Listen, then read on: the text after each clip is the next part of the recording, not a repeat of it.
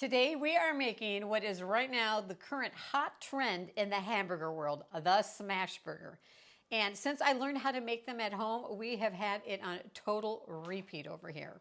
Are you wondering what a smash burger is? Well, join me in the kitchen and find out. Hi, I'm Leigh Anne from your Homebased and today we're making smash burgers. Now, the smash burger was originated by a restaurant aptly named the Smash Burger. A smash burger is literally a burger that is smashed on the griddle.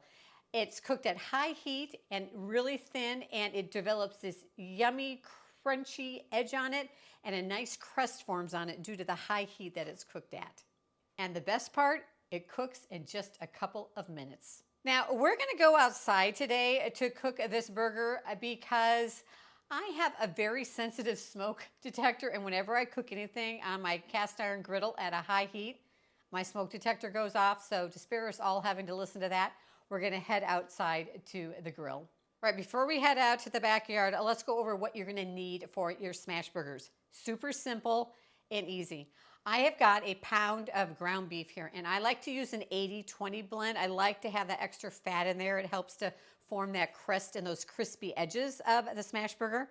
And I've taken my pound of hamburger and I've divided into 4 loosely formed balls. Now, usually for the 2 of us, I like a single patty. My husband likes a double patty, so we end up with 1 extra for the next day for his lunch, so it works great. You're also going to need some hamburger buns, and we're going to toast those buns, so I have lightly buttered the buns. You're going to need just your favorite seasoning salt. I like to use the Montreal steak seasoning. And then the only other ingredient, you're going to need some pickles, which I don't have here, but we'll grab the pickles, and some American cheese. I love using American cheese because it melts so beautifully, but feel free to use whatever your favorite cheese is. Then the only other thing you're going to need is a couple pieces of parchment paper. We're going to lay that over the burger while we're smashing it because it's going to keep it from sticking to our spatula. Now, you're going to need something kind of big and heavy to smash those burgers with. I'm going to use my spatula. If you don't have a big spatula, go ahead, and you could also use a bacon press if you've got one of those bacon presses, but just something that you can really smash down on good with it. The first thing we're going to do this first because once these smash burgers are ready, they're ready, and you want to be ready to build your burger. We're going to take our buns, which I've lightly buttered, and we're going to put them on our hot griddle, and we're just going to toast them. All right, our buns are nice and golden brown. Our buns are toasted, and now we are ready to cook our smash burger. I've got my grill heated up, but I'm also using my cast iron griddle on top of the grill, okay? You need a flat surface for the smash burgers because if you smash them on the grill, it's going to go in between the grills. So if you don't have a cast iron griddle, you could use a cast iron pan, right? But nice and hot is important. So we're going to take our hamburger, like I said, line of loosely formed balls.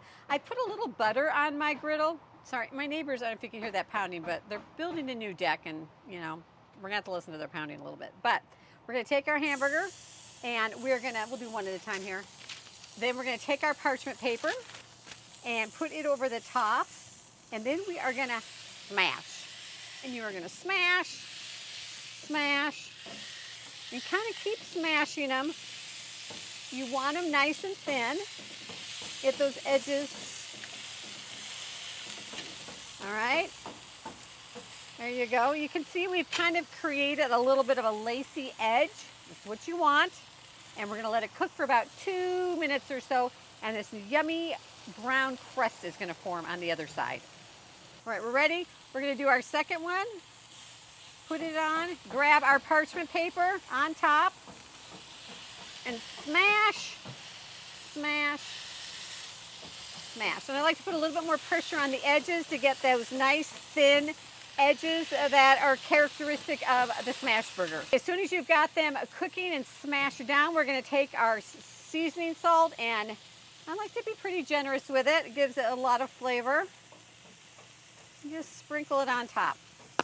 Then you're going to want to get your cheese ready because of these, as soon as we flip them, you're going to want to put your cheese on, and they are only going to take about another minute to maybe 2 on the other side. All right, it's been a couple of minutes, and we are going to take our spatula. You need something with a nice kind of sharp edge, and you're literally going to kind of scrape because you don't want to leave or lose any of that brown crust that is formed on the other side of the burger. We're going to flip it. Can you see that nice brown crust that's formed? Have your cheese ready. We're going to add the cheese on top and just cook for about another minute. About the time that your cheese is melted on the burger, they are going to be ready to take off of the griddle. And then we're going to head in the house and we'll assemble our smash burger. We've got our toasted bun.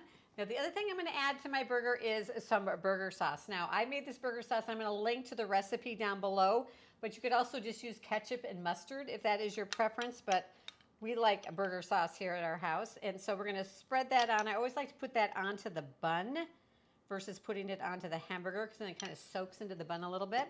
We are then going to add our smash burger with that lovely melted cheese. And then if you're a pickle fan, I'm not, but my husband is, so we're going to add a couple pickles and top it, and this smash burger is ready to go. And how easy is that? I mean, we literally have been eating this on a repeat at our house this summer because within minutes we can have a yummy, delicious burger. So thanks for joining me in the kitchen today, and I will see you in the next video.